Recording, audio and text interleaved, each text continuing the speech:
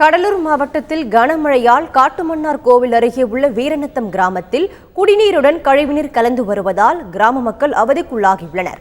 இதனால் காய்ச்சல் பரவும் அபாயம் உருவாகியுள்ளதாகவும் அவர்கள் புகார் தெரிவிக்கின்றனர். இது தொடர்பாக அங்குள்ள எமது செய்தியாளர் கோபிநாத் தரும் கூடுதல் தகவல்களை தற்போது பார்க்கலாம்.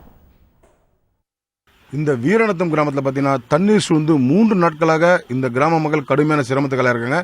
மேலும் இந்த பகுதியில் குடிநீர் இன்றி இங்கே வர்ற ஒரே ஒரு அடிக்குழாயில் தான் தண்ணியை எடுத்து குடிச்சிட்டு இருக்காங்க. இந்த தண்ணி வந்த கழிவு தண்ணி கலந்து இவங்க அந்த தண்ணியை குடிக்கிறதா ஒரு குற்றச்சாட்டு இருந்திருக்கு.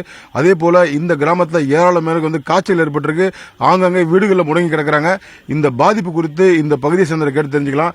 அதை பற்றி எந்த தண்ணியை குடிக்கிறீங்க, உங்களுக்கு எது மாதிரி இப்போ இருக்கு? அடிப்பைப் தண்ணி தான் சார் குடிக்கிறோம். அது வாய்க்கால் தண்ணி கலந்து 3 நாளாவது இங்கே தண்ணி வாய்க்கால் தண்ணி கலந்து வரதால உப்பு தண்ணி எல்லாருக்குமே ஜுரமாக இருக்குது. எல்லாருக்கும் இரும்பல் 3 நாளாவது எங்கள் வீட்டில் எங்கள் மாமியாருக்குள்ள கூட ஜுரம் ஓவராக இருக்குது. அதனால் ரொம்ப கஷ்டமாக இருக்குது. குடி தண்ணி மெயினாக வேணும்.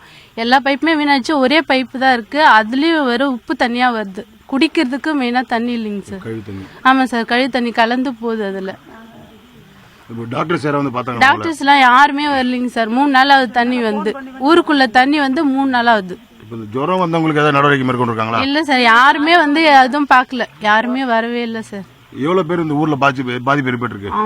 எல்லாருக்கும் இரும்பல் ஜாஸ்தி, ஜுரம் எல்லாருமே இருக்காங்க சார். எல்லாருக்கும் சின்ன குழந்தைகள் கூட எல்லாருக்குமே, வயசானவங்களா ஜுரம் இருக்கு, பெரியவங்களுக்கும் ஜுரம், இரும்பல் ஜாஸ்தி.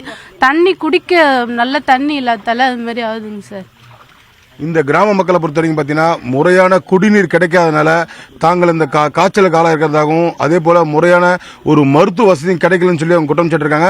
மாவட்ட நிர்வாகம் உடனடியாக தலையிட்டு இந்த பகுதிக்கு முறையான குடிநீரும் அதே போல காய்ச்சலை போக்குறதுக்கான மருத்துவ குழுவையும் இந்த கிராமத்துக்கு அமைச்சு வச்சாங்கன்னா இந்த மக்களோட ஒரு நிலைமை சற்று முன்னேற்றம் அடைகின்றது எதிர்பார்க்கலாம். இதனிடையே நெய்வேலி அடுத்துள்ள அம்மேரி கிராமத்தில் குடியிருப்புகளுக்குள் வெள்ளம் புகுந்ததில் மக்கள் கடும் அவதிக்குள்ளாகினர். வெள்ளத்தால் பாதிக்கப்பட்டுள்ள தங்களுக்கு நிவாரண உதவிகள் வழங்கப்படவில்லை என்று கிராம மக்கள் புகார் கூறுகின்றனர்.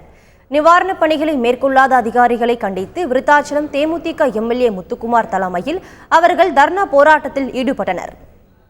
தண்ணீர் கிராமத்துக்குள் புகுந்து சுமார் 100 வீடுகளை சூறையாடி இருக்கின்றது.